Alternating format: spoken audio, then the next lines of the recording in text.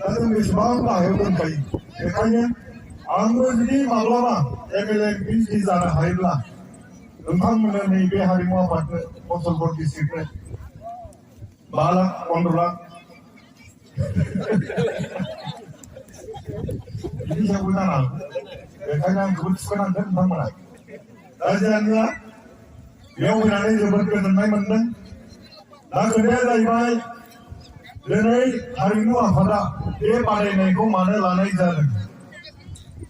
जोंथ' जाब जुबबो खुंलांनो हायोमोन दसेनो खुंब्रबनानै दसेनो फोजोबनो हायोमोन नाथाय जों दिनै हारिमु आफादा मोनसे थांखि लादों मा थांखि दङ दिनैनि बे हाबाफारिजोंनो सानैसो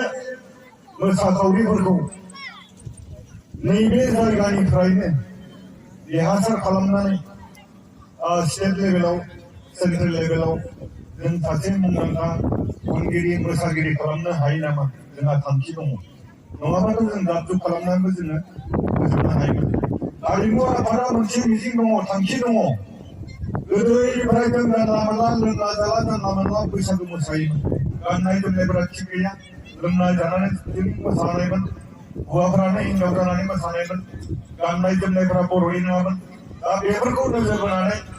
हारिमु आफादानो जा बर' फरायसा आफादानो जा बा फरायसालियावनो जा जों बेखौ उन्दैनिफ्रायनो गाननाय जोमनायखौ माबोरै बर'नि खालामनो हायो जोंनि हारिमुखौ जों माबोरै फोथांना लाखिनो हायो बेखौ नोजोर बोनानैनो नैबेफोर हाबाफारिखौ लानाय जादों दिनै जों नुदों फरायसालिफोरावबो फ्रि बैसागो एबा आगु बैसागो फालिदों बिनि गुबै जाहोनानो जाहैबाय उन्दै उन्दै गथ'साफोरनो जोंनि हारिमुखौ जों माबायदि गाननानै मोसायो जों माबायदि मेथाइजों मोसायो ना केसेटजों मोसायो ना दामनानै मोसायो बेफोरखौ उन्दैनिफ्रायनो सोलोंनो थाखायनो जोङो दिनै फरायसालियावबो फ्रि बैसागु होनाय जादों बे मोजां थांखि आं बेखौ बाख्नायगोन गोबां फरायसालिफ्रावनो बेखौ हाबाफारिखौ लानांगौ आरो गोबांखौ जों नुदों एबसुआ बेखौ जागायनायनिफ्रायनो लानाय नुदों बे मोजां हाबाफारि आरो जों बेखौ आसा खालामनो हायो बैफोर हाबाफारियानो जोंनि हारिमुखौ थांना थानायाव गोबां मदद खालामगोन बेखायनो आं खावलायगोन साफ्रोमबो बर' रायजो राजा नोंथांमोना नै बेफोरबायदि हाबाफारियाव लोब लोब बाहागो लानानै गावनि जि रोंगौथि बेखौ दिन्थिनायजों लोगोसे गावखौनो राफोद सासे हारिमुनि देंखोनि मोसानायनि गावखौनो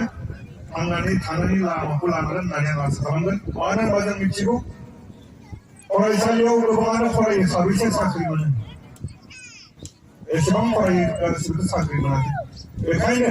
जाय फरायसाया गेलेनायाव गोसो दङ बे गेलेनायजों थांनांगौ जाय फरायसाया हारिमुआव गोसो दं हारिमुजों थांनांगौ जाय फरायसाया मेथाइ खननायजों गोसो दं मेथाइ खननायजों थांनांगौ बैफोर लामाखौ होनो थाखायनो दिनै नैबे हारिमु आफादाबो नैबे हाबाफारिखौ लानाय जादों बेखायनो बे हाबाफारिया जोबोद मोजां जादों आसा खालामगोन बोसोरफ्रोमबो बे हाबाफारिखौ लानाय जाथों दा आंबो गोबां जायगायावनो मेथाइ सेन्देलनि प्राइज मोननाय मानसि दा दामग्रा देग्रा समा गैया आंबो मेथाइ खनगौमोन दा जोङो बैसागि हिसाबै जोङो जोंनि हारिमुखौ गोबां सोलायबोनाय नुबाय मोजांनि सायाव मोजां जाबोनाय नुदों बैसागोआ माबायदि फालियोमोन बैसागोआ माबोरै फैखो जों बेखौ बुंनानै जोंनियाव लिरनाय हिसाबै रावनावबो गैया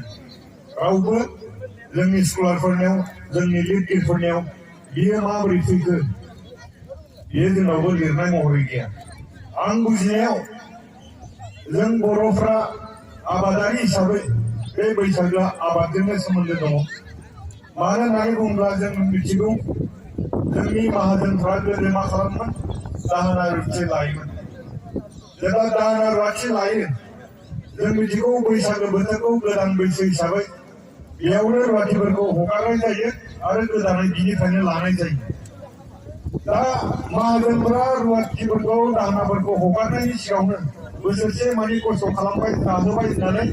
बिथांमोनखौ ज' खालामनानै बिदाय होनायनि फोरबो खालामदोंमोन बै फोरबो खालामनायावनो जाबाय लोंबाय जानायावनो लोंनायावनो फेबाय फेनानै दाहोनाफोरा गोसोनि बाथ्राखौ बुंनो खाबु मोनबाय बेयावनो मेथाइ सोमजिबाय माने सासे बाथ्राखौ गोसोजों बुंनानै लानो हायाखै खेबाय नालाय एबार बुंनो हालांसै दाना ओरैहाय बुंसिगोन बैसानाव थानाय रुवाथि सिख्लाखौ आंलाय मोजां मोनो बैसानाव थानाय रुवाथि सिख्लाखौ आंलाय मोजां मोनो एबार रुवाथिया मोजां मोननानै मा जानो आदा थाखा फैसाखौ होआबोला मोजां मोननानैलाय मा जानो आदा सना रुफाखौ होआबोला एबार रुवाथिजों दाहोना गोसो एबार माहाजोननि फिसाजोंनो सासे दाहोना बुंना दोनखादों नाथाय बुंनानै लानो हायाखै एबार बुंसै बैसो थानायावनो फैखादो फैसानि देनांखौबो लालांनाय नङा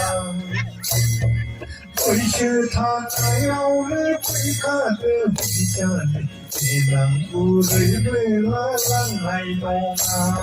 ओरैबायदि बेफोरबायदिनो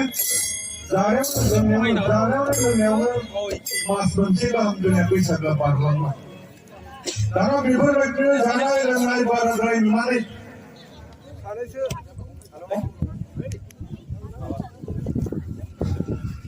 सानैसो लेखा गोरों सुबुं